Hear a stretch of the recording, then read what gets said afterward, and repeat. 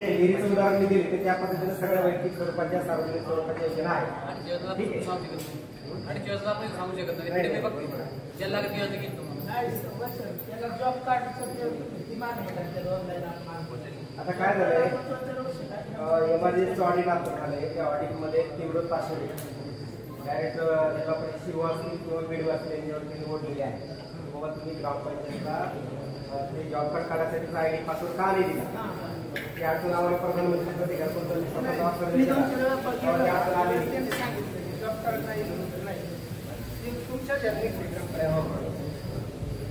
त्याची व्यवस्था आपण अशी करतोय की तुमचं जॉब कार्ड मागणीचा अर्ज पंचायतला आला की तुम्हाला ताबडतोब जॉब कार्ड मिळून म्हणजे आमच्याकडे सादर करायचं त्याच्या माहिती अशी लागते ते आपण पंचायतमध्ये होणार त्याला अपलोड करावं अशा पद्धतीने करता येईल. पीडीएफ तुम्हाला ग्रुपवर पाठवून गावात सगळ्या ग्रुपला पाठवणार आहे. याच्यामध्ये बालविवाह प्रतिबंधक जे उपक्रम आहे त्या संदर्भात शासनाने तुम्हाला सूचना द्यायला सांगितलेले आहे. त्यामध्ये सगळ्यात महत्वाचा असा आहे की आपण डिजिटल जमान्यात वावरतो. आपल्याला माहित आहे की माझ्या मुलीचं वय 18 वर्ष झाल्याशिवाय आणि माझ्या मुलाचं वय 21 वर्ष झाल्याशिवाय मला त्यांचा लग्न करायचा अधिकार नाही बाप म्हणून. हे माहिती आहे का तुम्हाला? बरोबर. हे फक्त आता आपण सुशिक्षित आहोत, आपण सगळ्यांनी पाळलं पाहिजे. एक मागच्या महिन्यामध्ये योजना केस झाली, काहीतरी 100-200 गाड्या होत्या. जेव्हा आम्ही स्पॉटवर एक बी गाडी नव्हती. त्याचं गांभीर्य इतकं आहे त्या संबंधित माणसाने 112ला फोन लावला. सगळं पोलीस प्रशासन आम्ही तिथं हजर होतो, पण तिथं काहीच सापडलं नाही आम्हाला. का पळून गेले ते? कुठेतरी काहीतरी चूक असेल ना त्यांच्या करण्यामध्ये. बरोबर आहे. ह्या परेशानीत पडण्यापेक्षा आपल्या मुलाचं वय म्हणजे मुलाचं वय 21 आणि मुलीचं वय 18 हे झाल्याशिवाय कोणीही आपल्या मुलाचा आपल्या परिवारामध्ये कुठल्याही व्यक्तीचा विवाह करायचा नाही. बरोबर. त्याच्यामध्ये आपण काही कमी वयात लग्न करतो, त्या डिलिव्हरीमध्ये त्या बाळाचा मृत्यू होतो, आईचा मृत्यू होतो. एवढा आपल्या हाताच्या थोडासारखं आपण आपल्या मुलाला जपतो आणि साध्या आपल्या चुकीमुळे जरा समजा आपल्या मुलीचा जीव जात असेल तर ते बाप म्हणून आपल्याला कुठेतरी चांगलं वाटतं की मला तरी वाटतं. म्हणून आपण ही काळजी घ्या. काही जरी तुमची गरिबी असते, काही जरी अडचण असली तर मुलाचं किंवा मुलीचा विवाह कमी वयात करणं म्हणजे हा गुन्हा आहे. आणि जर समजा अशा शेजारी पाजारी कुठे जर होत असेल तर शासनाचा 1098 हा नंबर आहे. तो नंबर तुम्ही फिरवायचा आहे. त्या नंबरवरती लगेच कळतं ती माहिती तुम्ही द्यायची. जे त्या 1098ला फोन करेल किंवा XYZ ठिकाणी बालविवाह होतोय, जो माहिती असा फोन करतो त्याची कुठल्याही प्रकारची माहिती उघड केली जात नाही. त्याच्यामुळे आपण फोन केला की ते माझ्यावर येईल, ह्याच्यावर येईल, त्याच्यावर येईल, डोक्यातून काढून टाका. तो डायरेक्ट फोन जातो कलेक्टर ऑफिसला, कलेक्टर ऑफिसहून जातो पोलीस स्टेशनला आणि पोलीस स्टेशनवरून मग आपल्यापर्यंत पोलीस येतात. घटना घडली तिथं समजा ऍड्रेस वगैरे सांगितला तर त्या ठिकाणी येतात. अशा प्रकारे तुम्हाला काही त्या संदर्भात म्हणजे घाबरायची म्हणा किंवा त्याच्यात विचार करायची गरज नाही. संबंधित अशी घटना घडत असल्यास तुम्ही या नंबरला कळू शकता, म्हणजे होणारी घटना कळेल. ठीक आहे. त्याच्यात एक शपथ आहे, ती शपथ आपण ग्रामसभेच्या सीटची आपण घेणार आहोत. त्याच्यामुळे कळलं का? बाकी तुम्हाला काही कन्फ्युजन राहिले या संदर्भात, बालविवाहाच्या संदर्भात सगळ्यांच्या लक्षात आलं का? पाठीमागच्या आपल्या मंडळी बालविवाह हा मुलीचा 18 वर्ष मुलाचा 21 वर्ष याच्या आत करायचा नाही. स्पष्टाने केल्या. ग्रामसेवक गावातला बालविवाह प्रतिबंधक अधिकारी म्हणून त्यांची पुष्टी आहे तुमच्या माहितीसाठी आणि त्यांना सरपंच पण अधिक आहे. अलग लक्षात. त्याच्यामुळे सगळे कलेक्टरला पॉवर ग्रामसेवकला देऊन ठेवलेले आहेत. ग्रामसेवक डायरेक्ट पोलीस म्हणून तुमच्यावर कारवाई करू शकतो. आम्ही द्यायचा अधिकार नाही. ठीक आहे. समजून घ्या. गांभीर्य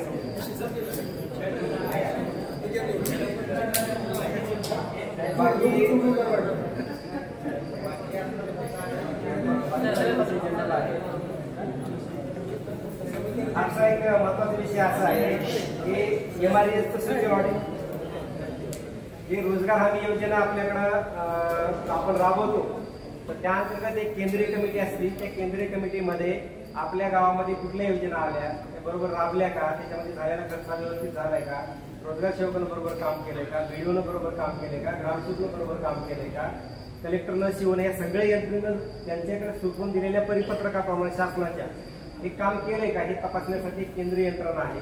ती यंत्रणा 8 दिवस झाले आपल्याकडे मुक्कामी आहे आपल्या गावामध्ये. ते सगळ्या परिसरामध्ये जे झालेली कामं आहेत ते त्यांनी पाहिलेली आहेत. म्हणजे आपल्या गावासह कुठल्याही गावासह त्या संदर्भात त्यांनी जे काही मुद्दे आपल्याकडे उपस्थित केलेले आहेत, त्यांना जे मुद्दे त्यांच्या लक्षात आले ते आणि ते मुद्द्यांचे ग्रामसभेला आपण चर्चेला घेत आहोत. याच्यामध्ये त्यांच्या पहिलं प्रत्यक्ष पाहणीमध्ये असं आलेलं आहे की नरेगाची दक्षता समिती आपल्याकडे नाही. म्हणजे रोजगार हमी अंतर्गत जे आपण काम करणार आहोत ते एखादं काम झाल्याच्या नंतर ग्रामसभेमार्फत त्याला आपण मान्यता देतो दर 6 महिन्याची. तर ती समिती एक दक्षता समिती म्हणून त्याच्यामध्ये 7, 11, 17 लोक असतात ग्रामपंचायत बॉडीसारखे. तर त्याच्यात चर्चा होते त्यांच्यामध्ये आपल्याला आठवडे काम झाले, असं झालं तसं झालं वगैरे ते काय असेल ते समजा लेखाजोखा असतो. तर त्या संदर्भात ती समिती आपल्याकडे गठीत आपण या ग्रामसभेत करणार आहोत. ती एक त्याने तुमची समिती म्हणजे नाही आहे म्हणून त्यांनी सांगितलेलं आहे. आणि ग्राम रोजगार दिन साजरा करत नाही आपण असं एक त्यांचं निरीक्षण आहे. तर दर आठवड्याच्या शनिवारी किंवा जो बाजार दिवस आहे तर त्या दिवशी म्हणजे ज्या दिवशी मजुरांना सुट्टी असते बाजारासाठी तर त्या दिवशी रोजगार दिन म्हणून तो साजरा करायचा आहे. दर हप्त्याला कमीत कमी महिन्याला. अशा स्वरूपाचा तो आपल्या गावात होत नाही. आपल्याकडे रोजगार सेवकाची जागा रिक्त आहे. रोजगार सेवकाची जागा भरण्यासाठी आपण ग्रामपंचायतला जाहीर प्रकटन लावलेलं आहे. जर समजा त्याचं मानधन असं असतं की 1 लाखाचं काम झाल्यानंतर त्यातले 2,500 रुपये म्हणजे 2,500 रुपये तुम्हाला मिळतात रोजगार सेवक म्हणून मानधन अशा स्वरूपाचं. एक उदाहरण म्हणून तुम्हाला सांगितलं 10 लाखाचं काम झालं तर मग त्याच्यातले किती राहतील त्याचं गणित तुम्ही करा आणि ते त्यांचा भत्ता वेगळा असतो. तर या स्वरूपाचं काम आहे. पोस्ट चांगली आहे. त्याच्यानंतर भविष्यात शासन विचार करत तर ती पोस्ट कायम सुद्धा होऊ शकते. म्हणून एखादा चांगला होत करू आणि सगळ्याला न्याय देणारा एखादा मुलगा असेल तर त्यांचा आपण ते रोजगार सेवक म्हणून त्याची निवड करू. गावाला मदत होईल आणि त्यांना रोजगार मिळेल. असे दोन्ही काम आणि रोजगार सेवक हे काम त्यांना पार्ट टाइम करायचं आहे. ते सगळे कामं सोडायचे आणि आपलं काम करायचं असं नाही. त्यांनी त्यांचं काम पण बघायचे आणि आपलं काम पण करायचं. पण सगळ्याच्या कामाला तो पडला पाहिजे. नाहीतर एखादा दादागिरी करणारा देसाला निवडून तुम्ही पण नाही भरतो फॉर्म जायकडून जायचं असं म्हणणार नको. आपल्याला सगळ्याचे कामे आला पाहिजे. अशा तो रोजगार सेवकाची निवड आपण करणार आहोत. सगळ्याला विनंती आहे की तुमच्याकडे तुमची शिकलेली मुलं असतील मुली असतील त्यांचा फॉर्म आपल्याकडे घ्या. त्यांची ग्राम रोजगार सेवक म्हणून ज्याचं शिक्षण चांगलं आहे व्यवस्थित आहे त्याची मुलाखत घेऊन आपण ते फायनल करणार. त्याचबरोबर त्यांचं पुढचं निरीक्षण आहे रोजगार हमीची 1 ते 7 नमुने आहेत आपल्याकडे. ग्रामपंचायत 33 आहेत तसे रोजगार हमीचे 1 ते 7 नमुने आहेत. तर या 7 नमुन्यामध्ये सगळी माहिती आपल्याला अपडेट करायची आहे. पण आपले नमुने आपल्याकडे रोजगार सेवक असल्यामुळे आणि आपली सगळी ग्रामपंचायत टीम IT ऍक्टिव्ह असल्यामुळे राहील. पहिल्या 6 महिन्यात सगळ्या टीम सगळ्या नियुक्ती घेतल्या गेल्या कुठे आम्हाला कळलं नाही. सदस्य बोला पहिल्या 6 महिन्यात सगळ्या आमचे कर्मचारी तुम्ही ह्याची वाचन होतं. पहिल्या 6 महिन्यात सगळ्या कमिटी झाल्या पुढे गेले. पहिले सामने सगळ्या कमिटी झाल्या सगळे जातीचे जाते सगळे लिहून घेतो पहिले 6 महिने पहिले बोर्ड कमिटी केली कमिटी केली असेल ते आपल्याला नवीन काय होतं आपण कागदपत्री घेतो परंतु ते प्रिंट करून पेजवर लावून आपल्याकडून राहून ते जर कमिटी असेल तर मी समिती निवडली असेल तर आपण त्यांना बोर्डावरती घेऊ. काही अडचण नाही. जशी केस बोर्डावरती आली होतो आपण तसं ती समित्या बोर्डावर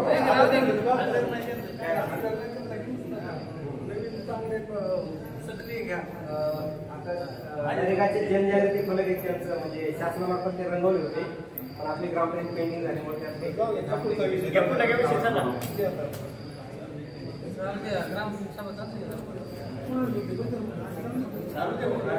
सगळे आले. दुसरा विषय असा आहे आपल्या अजेंडा व्यतिरिक्त आपले नंदीवाली म्हणून कासवडे गावचे नागरिक नंदीवाली परिस्थिती लोकांची मागणी प्रथमतः गटर लाईन आणि तिथे पिण्याच्या पाण्याची आरोप या संदर्भात आम्ही जे आपल्या पाण्याची टाकीची जागा आहे पाणी वगैरे करून राहतो त्यांना जे आता पाणी वापरायचं आपण त्या टाकीतून देणार आहे त्या अंतर्गत पाईपलाईन तिथं होणारच आहे. परंतु आरोप लाईनची जागा जी आपण घरकुलाचं पण आहे ठीक आहे घरकुलाचा पण त्यांचा विषय आहे. ते आरोप प्लॅनची जागा त्या टाकीच्या बाजूला मला वाटतं 40 बाय 40 जागा काहीतरी आपण ते दानपत्र करून घेतले. त्या जागेमध्ये आपल्याला तिथं करायचं आहे. इथे समजा हा आपला नवा झाला 15 जागा आपण प्रिंट बसवणार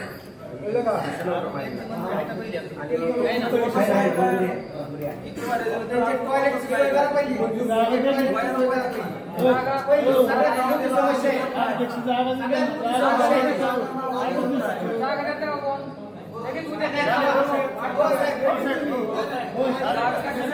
त्यांची पहिली ना त्यांची टॉयलेटची समस्या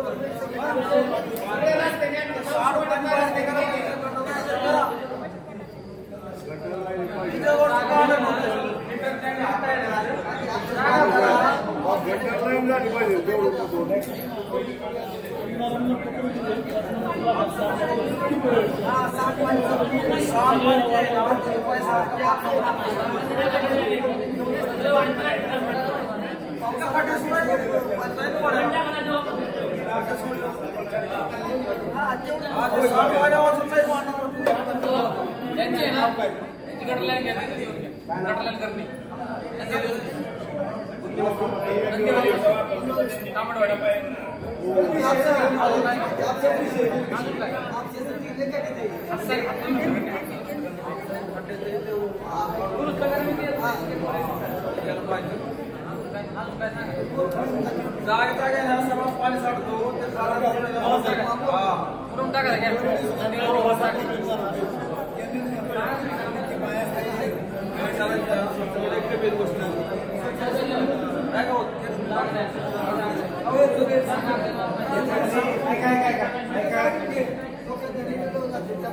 ऑलरेडी गटाराचा मुद्दा आलेला आहे. गटार आपल्याकडे ऐका नाही का ऑलरेडी सगळ्या सुविधा होत्या. शौचालयाचा वापर करीत नाही वस्ती तुमची.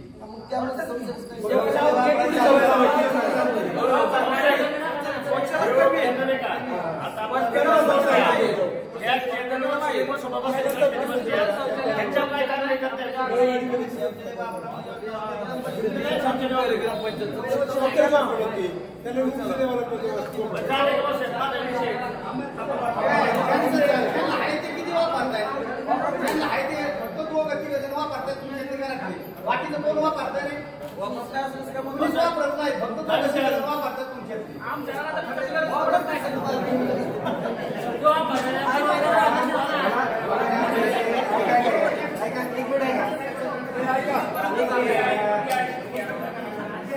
नंदीवाल्यांचा विषय पहिला विषय गटाला ऐकून घ्या. पाठीवरती बंधू ऐका. हे पहा गटरलाईनचा विषय आहे तो आपल्याकडे ऑलरेडी मंजूर आहे. बजेट आलं की आपण काम करणार आहे. राहिला विषय तुमचा हातपंप तो वरी घ्यायचा तो घेऊ आपण. सार्वजनिक शौचालय बांधकाम करणे थोडं जागा काहीतरी आहे ते आपण थोडं काय पाठवून ते करू. ठीक आहे. सगळे कामं ऑलरेडी तुमचे मार्गी लावायचे आहेत. ज्यांच्याकडे शौचालय बांधकाम केलेलं आहे त्यांनी वापर करायला पाहिजे. अशा लोकांनी आता आम्ही 8 दिवस 15 दिवस प्रचार करतो. त्यानंतर तुमचा कार्यक्रम लावू.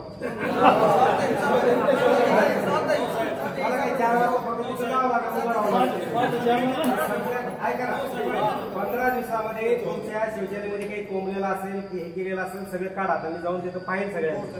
हे सगळे शौचालय चालू करा आणि सगळ्या घरांमध्ये शौचालय वापरायची.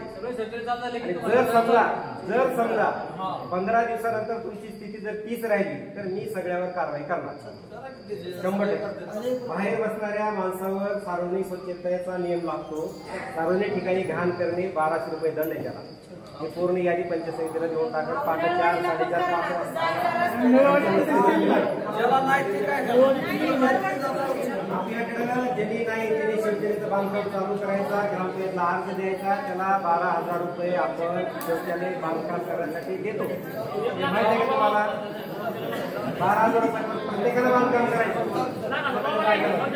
तुमचा प्रश्न आला की आपण तुम्हाला पंचायत तुम्हाला 12,000 रुपयाची घ्यायची तरतूद आपण करू.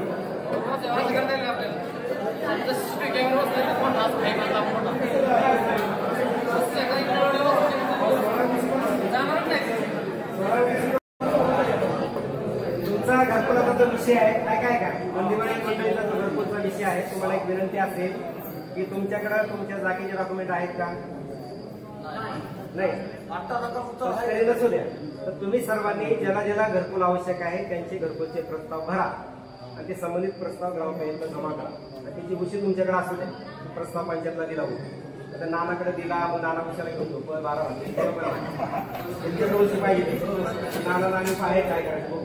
ठीक आहे, या पद्धतीने तुमच्याकडे कागद असू द्या, यादी करू आपण. तुमची सगळी यादी करून मी पंचायत समितीला पाठवतो. लवकरात लवकर कसं मंजूर करता येईल त्याच्याकडे आपण डोकं लावतो. ठीक आहे, मग तुमचे कास्ट सर्टिफिकेट असते, उत्पन्न असते, ते सगळे डॉक्युमेंट जोडायचे, परिपूर्ण प्रस्ताव मला द्यायचा. ठीक आहे, देऊन कसं करता येईल